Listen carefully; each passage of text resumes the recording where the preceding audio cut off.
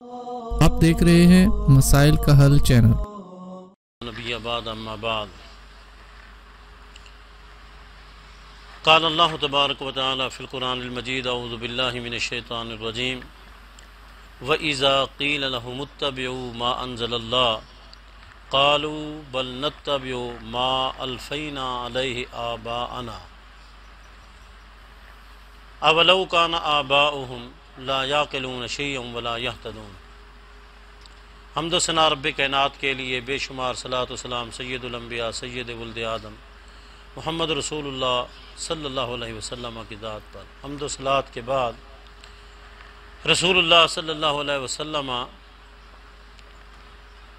کو جب اللہ رب العزت نے نبوت کا اعزاز دے کر لوگوں کے لیے مبلغ بنا کر مقرر کیا اور حکم دیا کہ آپ اللہ کا پیغام لوگوں تک پہنچائیں، تو جب انہیں کہا جاتا کہ اتبعوا ما انزل الیکم من ربکم، کہ تم اس چیز کی پیروی کرو جو تمہارے رب نے اتاری ہے تمہاری طرف، ولا تتبعوا من دون اولیاء، اور اللہ کے سوا جو دوسرے ہیں ان کی پیروی نہ کرو۔ تو وہ آگے سے کیا کہتے؟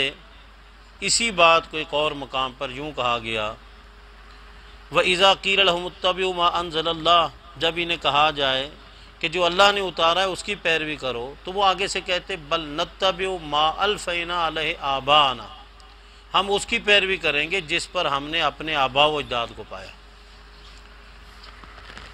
محترم ساتھیو، بعض اوقات ایسے ہوتا ہے کہ نسل در نسل ایک چیز چلی آ رہی ہوتی ہے اور لوگ اسی پر ہی عمل کر رہے ہوتے ہیں۔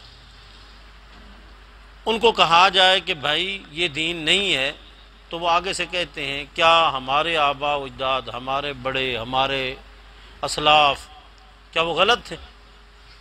یاد رکھیں، ہر ایک سے غلطی ہو سکتی ہے۔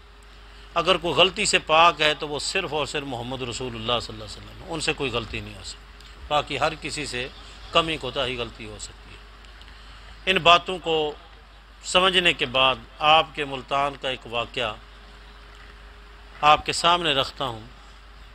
پچھلے ہفتے ایک نکاح ہوا ہے، نکاح خانے نکاح پڑھا، خطبہ بھی دیا، ایجاب و قبول بھی ہوا، حق مہر کا تعین بھی ہوا، ولی کی سرپرستی بھی تھی، فریقین کی رضامندی بھی تھی، گواہ بھی موجود تھے، یہ سب کچھ ہوا۔ اور اس نکاح خاں نے 3 کلمے بھی پڑھائے، 3 کلمے بھی پڑھائے، جو کہ 6 کلمے ہمارے معاشرے میں مشہور ہیں۔ حقیقت تو یہ ہے کہ کلمہ تو صرف ایک ہے، باقی تو دعائیں ہیں رسول اللہ صلی اللہ علیہ وسلم کی سکھلائی ہوئی، جنہیں ہم نے نام دے رکھا ہے کہ یہ بھی کیا ہیں، کلمے ہیں۔ در حقیقت وہ جو کلمہ ہے وہ صرف ایک ہے، باقی تو دعائیں ہیں۔ تو اس نے وہ 3 بھی پڑھائے، وہ نکاح پڑھا کے اپنی فیس لے کے آ گیا۔ یہ سارا واقعہ جو میں اب آپ کو سنا رہا ہوں، یہ مجھے اس نکاح خاں نے سنایا اور مجھ سے مسئلہ پوچھا، تو میں نے کہا چلو آپ کو بھی سنا دوں، کل کو کسی کے سامنے کوئی ایسا مسئلہ آئے تو اس کو کم سے کم دین کا پتہ تو ہو۔ تو کہنے لگا کہ مجھے فون آ گیا کہ ہمارا نکاح صحیح نہیں ہوا، ہمارا نکاح صحیح نہیں ہوا۔ اس نے کہا بھی تمہارا نکاح صحیح کیوں نہیں ہوا؟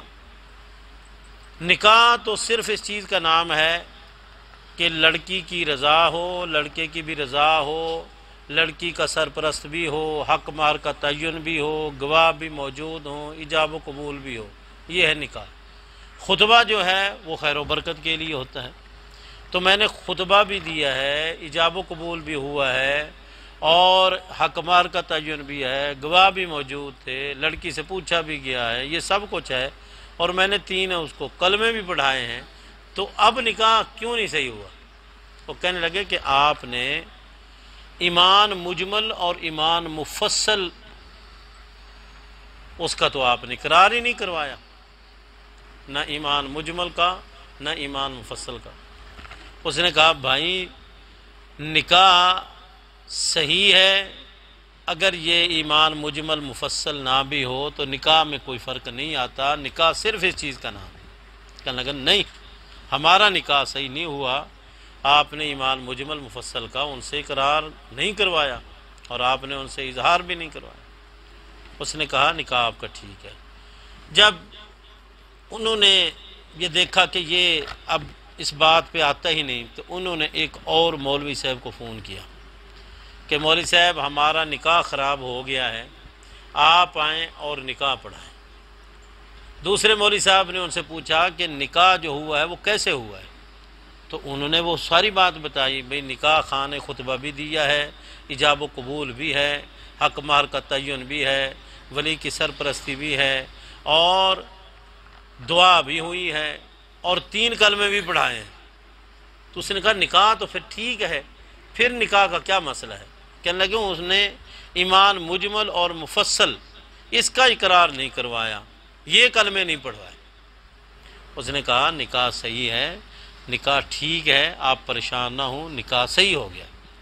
کہنے لگے نہیں، ہمارا نکاح ٹھیک نہیں، آپ مہربانی کریں، آئیں اور دوبارہ نکاح پڑھوائیں اور کلمے 6 پڑھوائیں۔ اب سنیے اس دوسری مولوی کی بات۔ اس نے کہا بھائی اب اگر تم مجھے بلواؤ گے اور نکاح پہلے ہو چکا ہے اور تم دوبارہ نکاح پڑھواؤ گے تو نکاح کے اوپر نکاح پڑھنے سے تم سب کا نکاح ختم ہو جائے گا۔